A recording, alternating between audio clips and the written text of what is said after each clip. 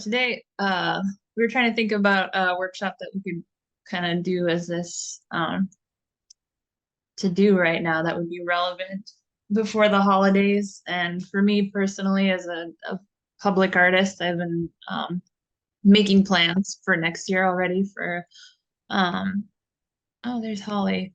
Making plans for my public art stuff next year. So I figured it might as well be a good time to share some of the tips and tricks that I have for um, the upcoming season of public art, maybe some of the resources, things to think about, all of that. So introduction wise, I'm Miri Villiard. I think I know most of the folks here, but I'm a visual artist in the community. My full-time gig is kind of working on community engaged art. I got the McKnight Community Engaged Artist Fellowship this past year for doing that kind of work. So it's been a pretty exciting time to be doing community projects. And I work part-time here. Well, actually, I'm shifting to full-time, but I work at the Arrowhead Regional Arts Council as sort of a mini Holly. I think she might have joined, she might not. I don't see her on here, but she is our main grant coordinating person. We kind of work in tandem to support artists, answer questions, help people with their applications. And then on my end, I try and assist people with just different career advice based on all the hats that I've had to wear as a artist of many different mediums. So yeah, today's conversation is just going to be around public art. We'll kind of go into an intro on what public art is. I'll share some examples kind of throughout, definitions, kind of the purpose of creating art in the public. Holly says she can't unmute, she's locked, so that's fine. Engagement, different kind of tools, tips, and tricks for engaging community and public art. Decisions you might come up with along the way in creating public art of different mediums. Let me see. Holly's asking if I can unlock her. This is a strange thing. Let me see. 1 second. Ask to unmute. Oh, make co-host. Maybe that'll work. Sorry. Brief break. Technology doing its thing. Did anything I just did help you, Holly? I just switched you to. Yes. There we go. No. I don't know. I'm 3. I'm like, no, Miri, I'm here. Can you hear me? Miri. And I kept hitting unmute and I'm like, start video. So I could not, but my otter is taking notes, that AI weirdness. Yeah, it got here before you did. So I just want you to know, I don't want to like dive into your business, but I'm here for backup. I'm here, everyone. I swear I'm here to support you. All right, so I'll shush now. I'll mute myself. Okay, we're going back into the presentation. Just some quick definitions. I know not everybody likes definitions. I kind of hate them, so I go pretty quick on these. Public art is art in the public realm, regardless of whether it's situated on public or private property, or whether it is purchased with public or private money. You can think of murals, sculptures, digital projection and film, architectural works, interactive works, creative placemaking, chalk, or other temporary things. And at some point or another, I got into making billboards, and to some extent, those can be used for creative practice too. Creative placemaking is kind of a buzzword that was really big a couple years ago. I haven't heard it as much, but maybe that's because I don't have a job dedicated to creative placemaking anymore in the institutional sense. But creative placemaking is this concept about getting artists and designers, community and culture groups, arts research groups, cultural affairs offices, and basically like institutions and people out of their silos and into neighborhoods and regions around them. That's the National Endowment for the Arts definition. I liked LISC's definition or expanded definition of creative placemaking being explicitly works that solve problems or take on a sticky challenge in our communities. And basically, again, that combination of institutions and individuals, add this person, hopefully they're a real person. Uh, yeah, basically institutions and human beings kind of coming together to create artwork that in some way maybe addresses an issue in the community. And hopefully I can get to some examples on that. I always throw a section on land acknowledgements and public art because all the land that we do our public art is also technically, you know, a land that was connected to Indigenous people. And in my opinion, I feel like all public art should involve Indigenous people in some way. And just a real quick overview on land acknowledgements, although they're kind of hit and miss as far as like their usage and effectiveness. I definitely recommend looking at illuminatives.org if you're curious about land acknowledgements or just like representation of Indigenous people. Land acknowledgement acknowledges, obviously, the Indigenous people who have traditionally stewarded the land you occupy. They acknowledge the history of how the land was taken, the present Indigenous stewards of the land, and celebrate the contributions of contemporary Indigenous people. Those are some of the purposes that it can serve. A lot of the work that I've done over the years is kind of tried to uplift Indigenous stories in some way. And I look at it to some extent as a form of land acknowledgement by including Indigenous people in the creation and implementation of those works. Native Governance Center also has a more in-depth look at land acknowledgements and questions you can ask yourself about doing land acknowledgement in the work that you're doing in the public or art sector. Some of the questions that they have include, why am I doing this land acknowledgement? So if you're hoping to inspire others to take action to support Indigenous communities, you might be on the right track. If you're delivering the land acknowledgement out of guilt, then maybe more self-reflection is in order. They encourage people to think about your end goal. What do you hope listeners will hope to get or hear after the acknowledgement? And then when will I have the largest impact? Think about your timing and audience specifically. So definitely, if you're thinking of including any aspect of land acknowledgement in your work, check out Native Governance Center online. Pretty cool. Yeah, so for today, right now, I tried to sit down and think about ways to get prepared for the next year. I definitely encourage people to start thinking about public art probably like 1 to even 2 years in advance, even like beyond that. Yeah, I think a large part of that is kind of getting a sense of like what your budget is going to be on the projects that you're visualizing. I would say a big part of it too is like figuring out the blank locations or walls or spaces in the public that you want to transform or do something with, and connecting with people on those permissions for those different properties, because I think that's probably the biggest battle in creating public art, obviously, is connecting with the space to make it happen. Jackson Hole Public Art had a list of like places you can look to, including deteriorated spaces or neighborhoods, sites targeted for new development, underutilized spaces, areas slated for public or private capital projects. And I would say when you're thinking about funding these projects, getting the letters of confirmation, or at least the evidence of conversations happening ahead of time, goes a long way for securing funding at this point in time. I think here at ARAC, when we get grants that don't have spaces confirmed for a mural project, those tend to not necessarily get funded, just from the standpoint of you want to be having those conversations early on, and you want to make sure that it's a feasible space or place that you're connected with.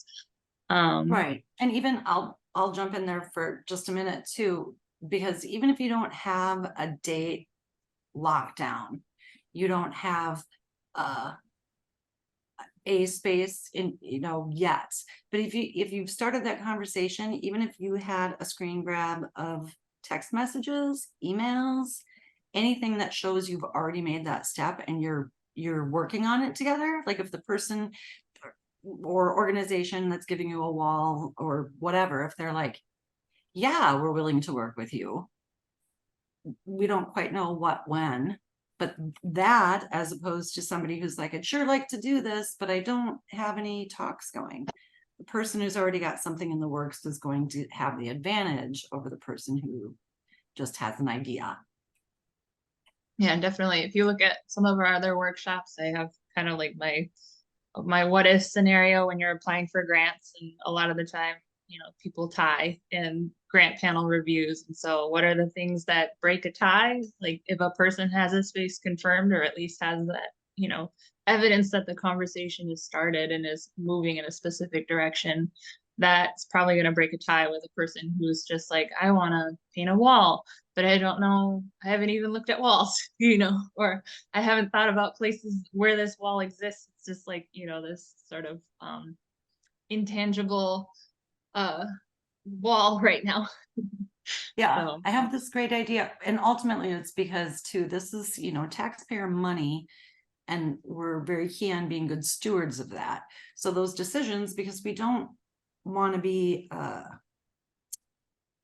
we don't want to deal with it. We want the funds to go to art projects, and we want the art projects to happen as they say, or closely to as they say in the plan. And if then it's like, you know what, I never found a wall and I never did this and whatever, and I'm going to give the money back. No, we don't want money back. We want art projects to go forward. exactly. Let's see. I hate that the Otterbots throw so much stuff in the chat. I know. Just We like, gotta those figure out how aren't to. questions. No, did I turn mine off? Can you turn yours off? I have no idea. I don't Just know. keep going. Just keep going. Yeah. Those are- Yep. So, another question you should be thinking about right now is, who are your partners? Are you going to have a team? Who's going to commission and maintain work? That's a piece I think a lot of artists kind of maybe miss out on thinking about. Like, it's easier to think of the project, think of the vision, but then the long term of like who's going to maintain it, that kind of gets into another area that you also want to make sure you're thinking about, and preferably early on rather than later, which I learned through my work on the Chief Buffalo project that I can talk about a little bit later. Are you going to teach anyone along the way? Or are you going to work independently? Like, what is the kind of goal or motivation in the space you want to create as a public artist? Figuring those things out early, definitely important.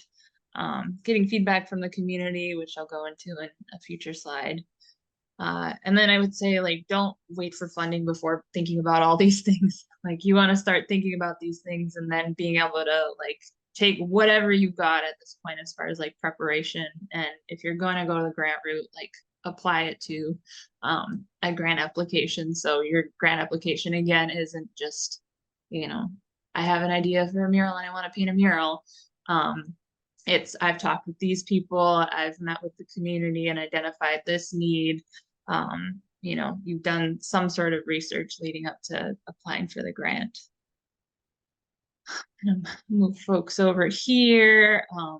From some of my other workshops on public art, I like to ask the question around like what's missing as kind of a starting point for designing a public art piece.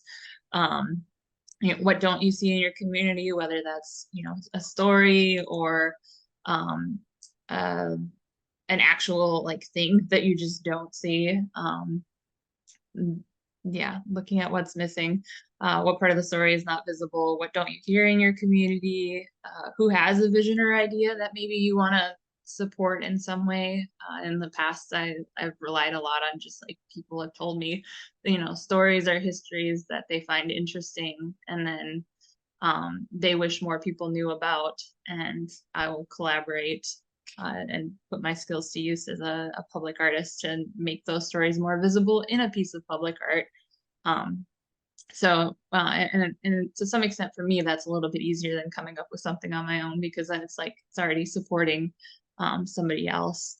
who doesn't have access to what you have to offer, and how do you change that? So who doesn't have access to the space, like say you get offered a wall or a public location to create a piece of work, how can you be inclusive in that process and share that space with other people? Not every public artist thinks of those things, but I try to a little bit. And then, yeah, is your work going to be taking up space, you know, or is it kind of opening it up to other people and the actual community to participate in it? As far as partners, um, obviously you've got your funders, so those are the people or institutions that kind of financially back things. Obviously we have ourselves as ARAC. We offer art project grants that get a bit of applications for public art projects. Forecast Public Art is really good to connect with as far as, yeah, that's the whole thing that they do is public art, and they're a Minnesota-based organization. They also have workshops and trainings and stuff if you go to their website. So they're kind of like one of the, I think, leading public art advocates and institutions in the state. A couple of their grants are, I kind of appreciate the way their grants are because they have kind of like your, you know, mid-career and emerging artist grants, and then they kind of split each of those into 2 tiers of like research grants. So you can apply for a research grant to just get prepared, do the preparation piece of your project, and then they have higher amounts of funding for like actual project implementation. And sometimes you can apply for the research 1 year and that can benefit you and getting selected for the actual implementation grant like a year or 2 later. So kind of a cool structure. Not many institutions offer funding for just the research side of things, but in the case of public art, it's kind of important. You'll see kind of a repetition of you know, the thread throughout this whole thing is the research piece. National Endowment for the Arts, Minnesota State Arts Board. The caveat with Minnesota State Arts Board is it can't be a commission piece. So like if you get commissioned to do a sculpture at a place, that's not going to fly. It's got to be something that's more self kind of motivated, I guess. Private businesses, these are my favorite folks to work with because they have a little bit more say in their property and their funding and all the things, a little bit less of a bureaucratic system to work within. A lot of the time I will just like approach places that have a wall or have a plate, like a space, and I'll just be like, would you like some art there? Like we can, you know, when we think about like the self-motivated grant, you know, approaching a place and being like, I have an idea for your wall. Can I put something here?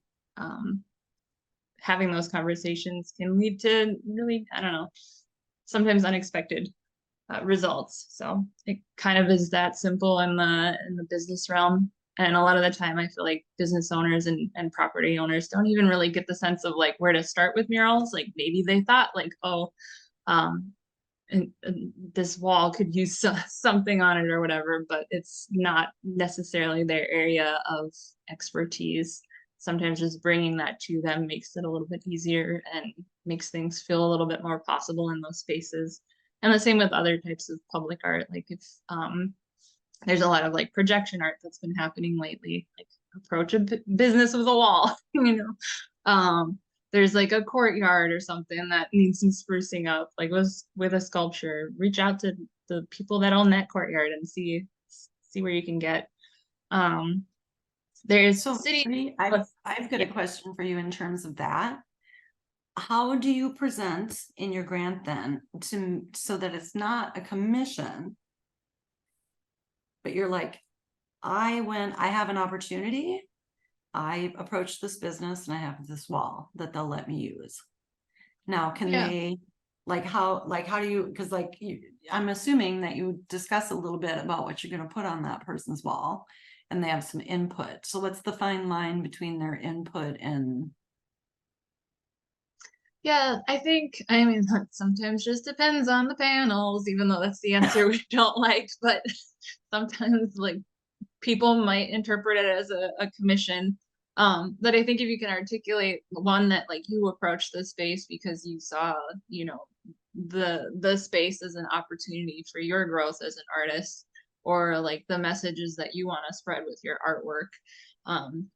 That's a piece of it. I think later on I'll kind of talk about community engagement strategies. I think if you're jam-packed with the community engagement strategies and it goes beyond just like, I'm going to be the solo artist who creates this piece of artwork and is the only one that gets paid, and like it's just for, you know, almost like marketing the space, maybe, you know, do a mural at a pizza place and you paint a pizza, you know, that's probably not going to get funded. But if it happens to be a pizza place, but you tell a story on that exterior wall because it's an outlet for where a story could be visible in the community that's not being told. When you think about like the what's missing, it can just be a mural that happens to be on a pizza place, you know, or a sculpture that happens to be in, you know, I don't know, the Minnesota Power Plaza or whatever. So I think articulating to like the benefit to you as an artist, how is it boosting like you and what you want to, where you want to be as an artist, and then how is it benefiting the community and the neighborhood that the piece of work actually exists in. It's interesting too. I think Forecast has kind of expanded their kind of definitions on public art to also include some aspects of like performative art and music and different genres. So there's like a interesting thing happening in the funding world, expanding like, you know, is a performance a temporary public art installation? Right. I was just going to say that because not every art installation is a sculpture or a painting, Yeah. and or permanent in any way. And you can probably experiment more with those things with places like Forecast that have the expanded, you know, understanding of those definitions, and also private businesses. I would say it's a little bit more difficult, at least in my personal experience of understanding the city and public art commission side of things, to kind of make that case. So yeah, the next option for partners are like cities and public arts commissions. And I think cities everywhere are kind of like not on the same level at all. It's kind of all over the place, the level of like systems that are in place and policies that are in place to do public artwork. Even just like, yeah.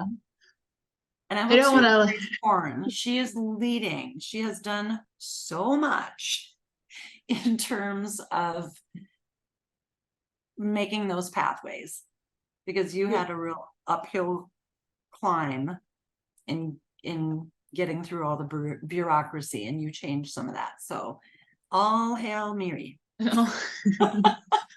Yeah, I don't even know if I did that at the end of the day. Like, so like in my experience, just an overview of like one of the projects I can talk about briefly here is the Chief Buffalo Memorials down by the Lake Walk in Duluth.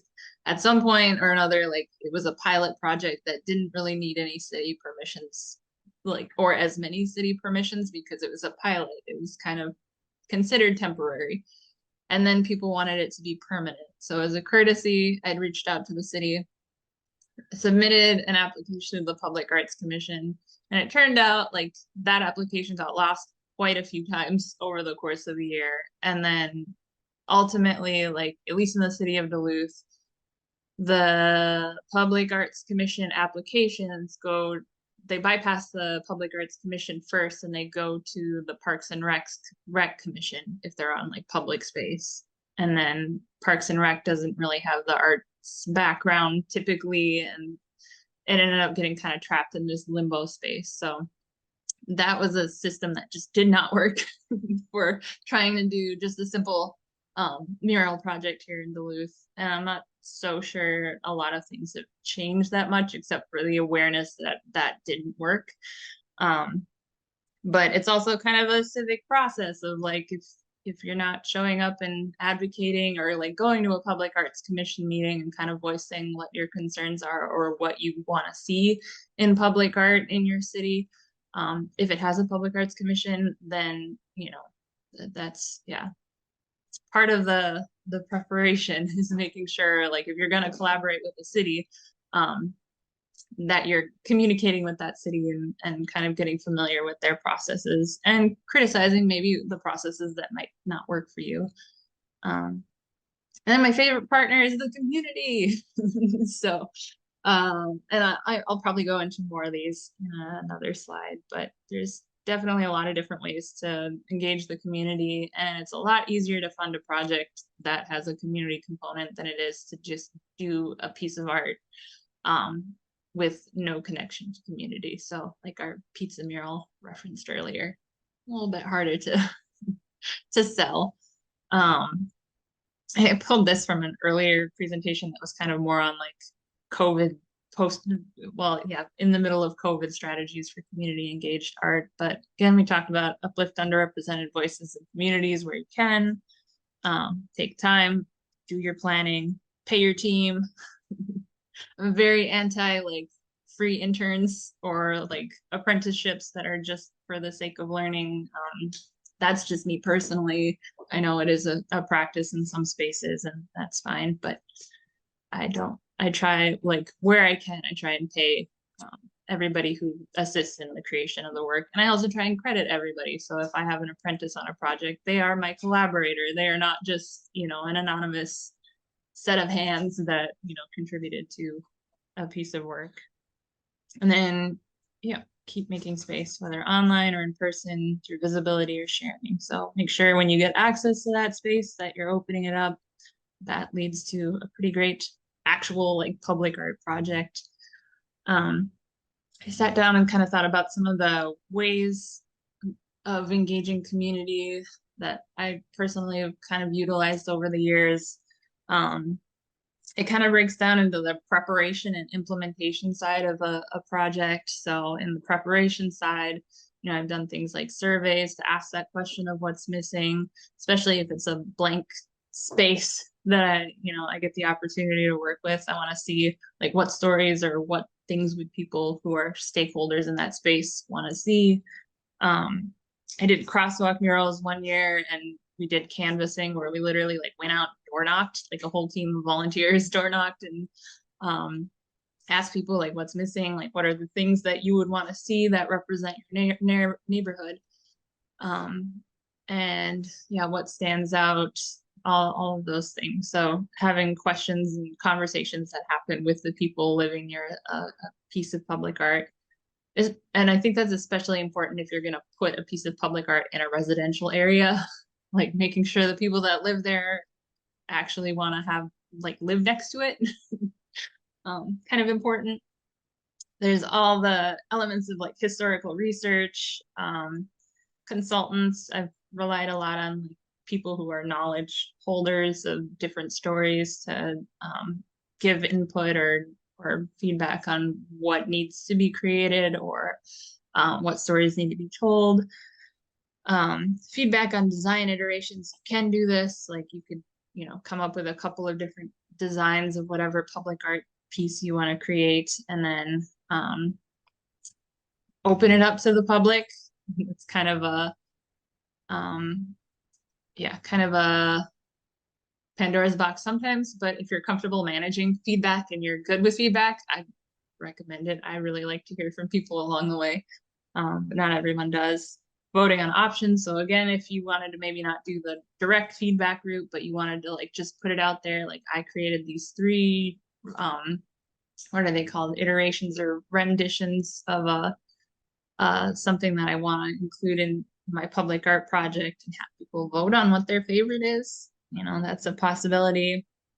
And then, yeah, in your preparation, just getting those permissions and figuring out who it is you're going to be working with on those site permissions. With that feedback, like when you put that out, is that primarily like you do that online? Yeah, I mean, you canvas and you do the other stuff, but then do you direct them to an online place to like follow it, or like how? Because to me, it just seems like a big lot of moving pieces. Yes. Yeah. It's whatever level of involvement you want to put into it. I think more involvement equals better data to work from. and better data for grants too. If you've got like all of these people saying, I really want to see a piece of public art that tells this story, then you can throw that in a grant and be like, hey, I knocked on doors and this is what people are dying to see. But I think like when we did the canvassing, we designed like a little like post-it size card that we would that had like a QR code and like information, like the key points of the project.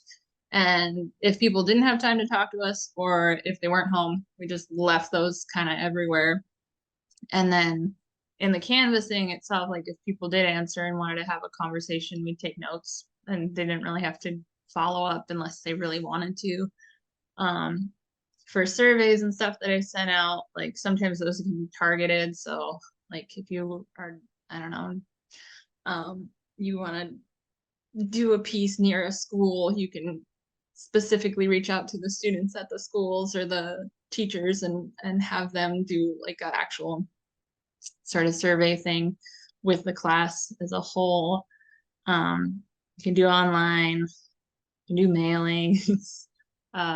Yeah, that's kind of, I guess, limitless as far as like the ways you can conduct a preparatory survey. Trying to think. Yeah, I also had the idea like the other day, I didn't do it, but I thought like especially in like more rural areas, like there's all these like, you know, mom and pop stores and like cafes where everybody gets their breakfast or whatever, like having just a little survey there and partnering with local businesses to collect people's stuff while they're waiting, or people's answers while they're waiting for food. I want to do that in the future. I just realized too, because we have someone from Two Harbors and Two Harbors Library, a lot of the local libraries, we have 29 of them in our region, that they're a good hub too. And especially in those rural areas where there's not very much other hubs, that's a really good public place. And typically those librarians are very engaged with their community and, you know, willing to promote that stuff for you. You know, everyone, you can tack a poster up or something like that. That's pretty easy to, because I'm just thinking about, you know, those in those, like you said, those small town places too, grocery stores, convenience stores, gas station. You know, that's when I do canvassing in rural areas, I hit all of those. And then even small businesses, see if they'll put it in their break room or Yeah, bulletin boards. Yeah. the original chat boards. Yeah. The other side of it, community engagement, is kind of that implementation side. So creating sessions where people can actually create the artwork with you. During COVID, I did online design submissions, which I can show kind of later on here, like how that worked. Just engaging people in the live behind the scenes. Like if you're on social media, do a quick video of like, hey, I'm here today. This is my process. Like this is what we're working on. People, I think, enjoy engaging in that way. Media coverage, and then obviously like your opening or reception for whatever creation that you're making.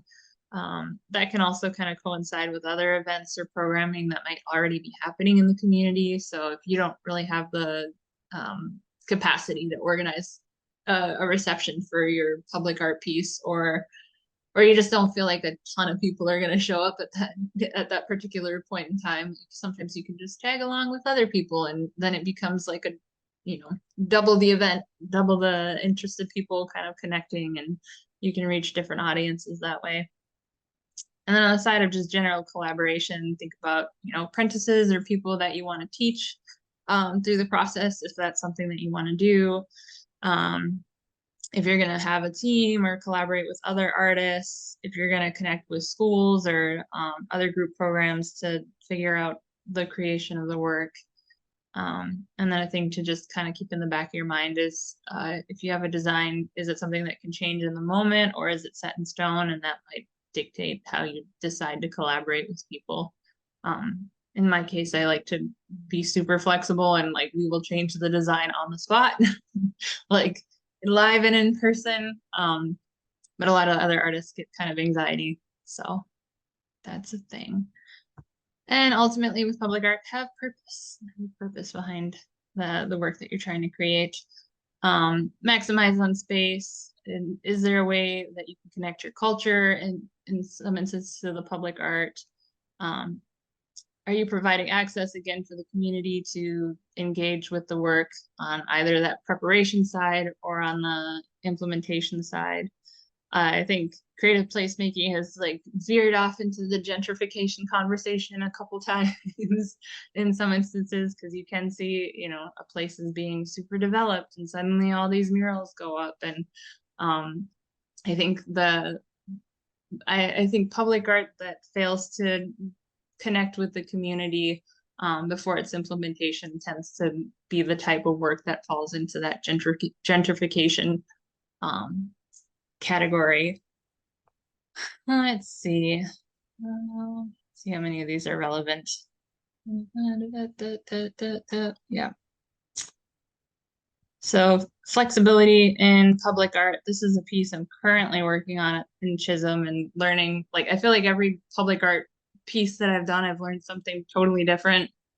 And this one, it's kind of been more like figuring out what works in a very rural community where like everything is super spaced apart. So we had tried doing community listening sessions via Zoom. People are just not vibing with the Zoom thing, so that didn't end up resulting in a lot of people showing up, which is fine. They ended up being planning meetings that we used. And then we're kind of tried, we opened up this is at the Minnesota Discovery Center. We opened it up to community painting sessions. It had some folks show up, but ultimately, like, it's kind of in the middle of a very far, you know, everything's spaced apart. So it's hard to get people just, you know, the benefit of painting in a city is there's people walking by all the time. And so they'll just, you know, join in and be interested in painting. You don't really get that in rural areas where you have like a steady flow of people always moving through. So the community center painting sessions were kind of lightly attended. So now we're being more intentional and reaching out to the schools, and we've got a partnership with the schools where the kids are going to design a plant that will go on this mural. But I think also what was kind of cool about this process was, I don't know, it taught me just in my little bullet points here, like planning is kind of this template or guideline, and especially with community engaged artwork, and not every step is going to be smooth. You have to be kind of flexible and adaptive.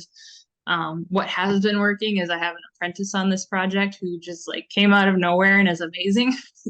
And like the odds of like connecting with her were so slim, just given like, you know, the circumstances she lives in, like everything. And so she's been an amazing like collaborator. This is her first mural, and she kind of designed the concept. So it's the Ojibwe story of the robin and how it gets its red chest. And so we're gonna build programming around that and connect with her family who like taught her that story. And it's been a like the benefit on an individual level for her, I think, has been kind of like a great success of the project overall. So it doesn't necessarily have to be like, you know, the vision might be to touch like hundreds of people's lives or whatever, but sometimes like just having a really strong impact on one person and their development as an artist and creating that space for them helps in meeting that overall vision, but just in a different way.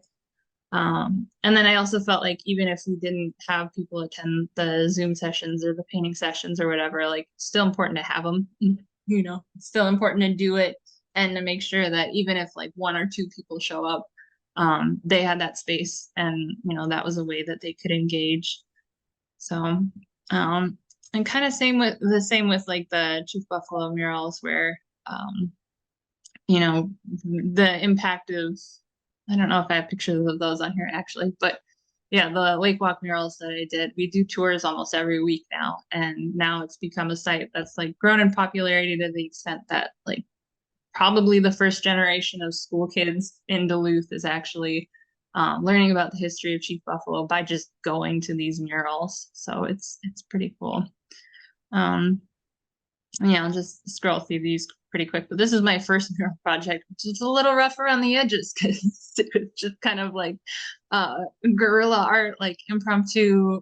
We put a call out with Zeitgeist and just ask people what's missing. And interestingly enough, in Duluth, artwork that depicts anything to do with water is kind of scarce as far as the public art scene. So I just quickly designed a little fish that depicted ways that water is important in different communities and different people. And then tourists, people just walk by and filled this in one summer.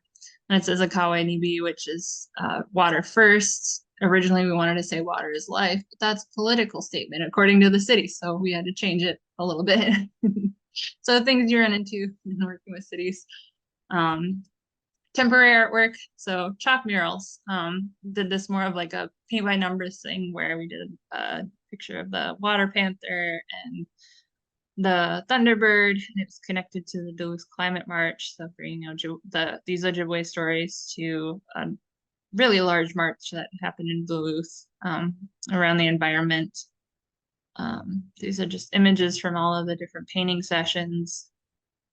It's cool to give people the space to kind of learn about a history while they're creating the work.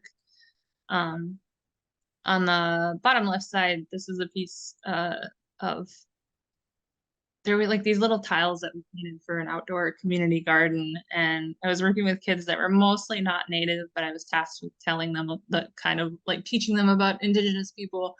And so I brought in some other speakers to kind of broaden their understanding of who is indigenous, and then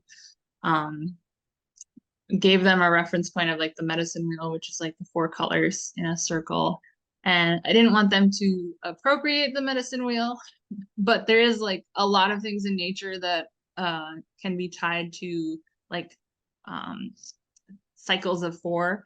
And so like the 4 seasons and the like, I don't know, you could break up the cycles of all sorts of insects and plants into 4. And so I had each group of kids design a tile based loosely on the teachings of the medicine wheel, but also just like on science. Like this is a group of 4. And so we had like a very loose talk on like cultural appropriation. Like I'm not asking you to make medicine wheels, I'm asking you to take this teaching and see where in your own life it's relevant. Yeah, so this is the Chief Buffalo Memorial murals that I've been referencing. So this digital projection at the Washington Center that I did, which again was kind of a thing where I'd gotten commissioned to do this down in the cities, and then I wanted to bring it back here to Duluth. And I literally live in this building and walk by this big blank wall every day and decided that'd be really cool to put a projection on. And so I got in contact with the city. And they fortunately, I think it had like some leftover budget from something that they put towards paying the Daniel Benoit to do the projection.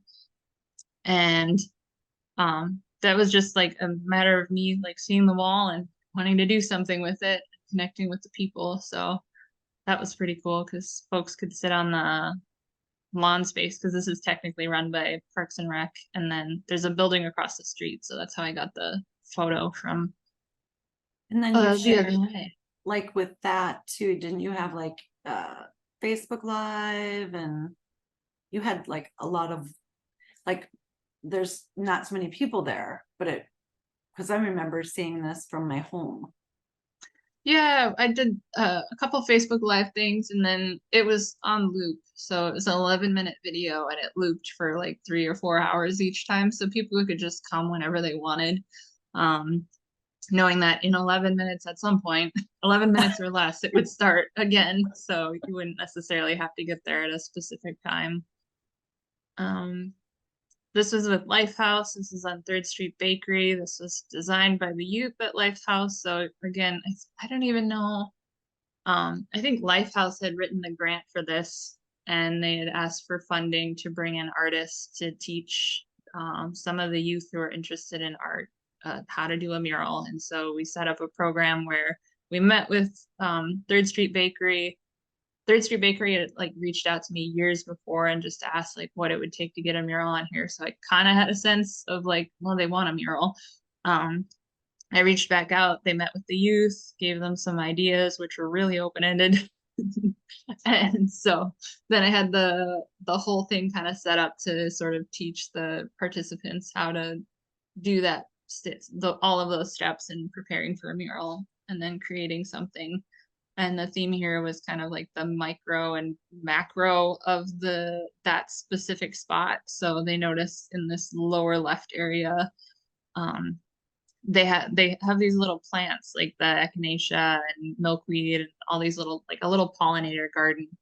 And then when you look down from the street, you see the lake and like these really nice treetops. And the youth thought those were interesting. So to put those two visuals here, um, with the cookie, which is what they're known for, and with dragons, because at some point we were going to do a dragon mural and then that failed, but we ended up including a dragon in there just to keep the idea, the spirit of the dragon in there. But it was kind of, the concept was basically like, we have all these cold, snowy winter time. It's just, yeah, it gets kind of cold and monochromatic around here. And so they wanted to capture the summer view of this point and put it on the wall. So all year round, you can see the pollinator garden and the cool view.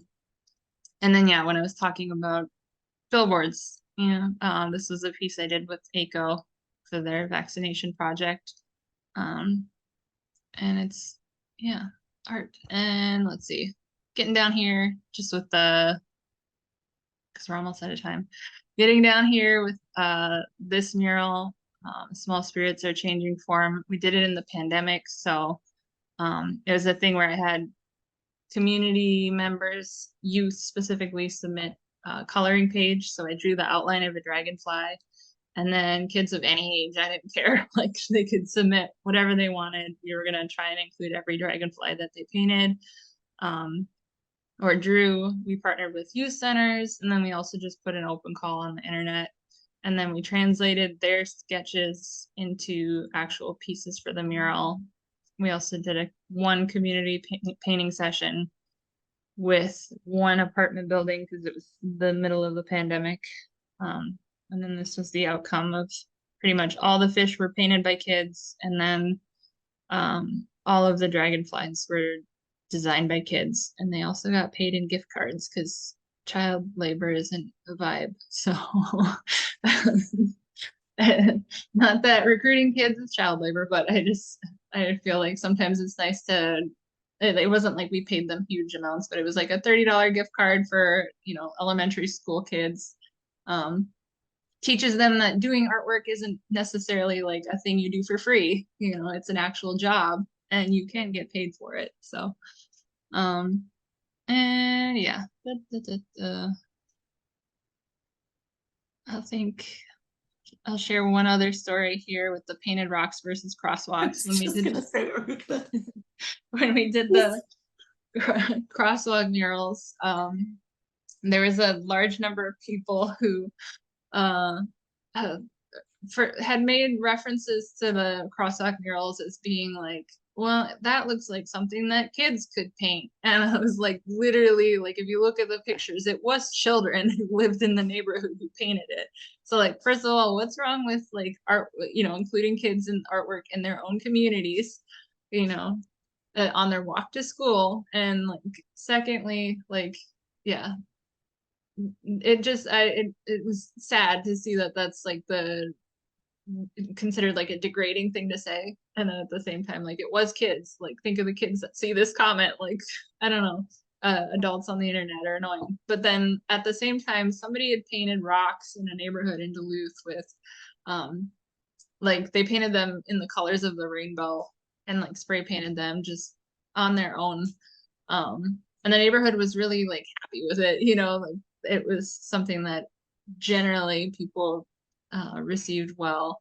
And the city went and power washed all of those rocks and got rid of the rainbow colors that were on the rocks. And essentially, there was an uproar because it was just kind of, well, it wasn't a major uproar, but there was a little uproar here and there because people were just like, well, how come you can paint a crosswalk and I can't paint a rock in my own neighborhood? And I think like the disconnect there is just like, well, I had to literally go through so many steps of approval to make these crosswalks. It wasn't like one day I just showed up and like could paint them. The preparation happened at least a year in advance, and getting all the permissions and the canvassing in the neighborhood and all these pieces. And I think whenever you're working in public art, there's a level of just miseducation around the whole thing where people just don't understand how these projects can happen. And so it's also like, I don't think the crosswalk murals were in, opposition to the rocks. Like in an ideal world, it would be nice if you could paint your rocks in your neighborhood, but there are these processes. And so hopefully, in doing public art stuff for folks here, like you're not yeah, I don't know. I I think lost my maybe in smaller places, smaller communities that have less rules governing that is easier to do that kind of stuff. There's less opposition. They're like, no one has this commission and that commission and this commission, yeah. So just ask permission. Otherwise, I've got lots of links, places to check out. Springboard for the Arts, we always give them a shout out. I already mentioned Forecast Public Art. Arts Midwest has a couple grants that they offer that are kind of broadly available to Midwest artists. McKnight Foundation, I'm sure many folks have heard about. They break down their grants to different areas of expertise by medium. Jerome Yeah. Foundation Oh, has a yeah. bunch. Bush Foundation is kind of like if you can find an institution that's funded by Bush Foundation, they might have a lot of budget for maybe supporting your projects. So a lot of when I worked at ACO at the American Indian Community Housing Organization, a lot of our arts programming was funded by McKnight and Bush. And so we had a lot of flexibility with those funds and making projects happen. So finding the people that they fund, maybe sneaking a peek at the list and seeing like, oh, who got a $100,000 grant recently that maybe is looking for artists to partner with. All of these people, gosh. And then LISC has a cool creative placemaking toolkit that has like worksheets that you can look at. And when you're doing this planning or preparation phase, you can actually go through and kind of fill out the worksheets on your own at different points in the process. Some of it's useful, some of it's not, And then Americans for the Arts had a nice research toolkit around public art and placemaking. So I would just Google public art public art toolkit, and you can find a lot of research and tools that already are kind of out there. So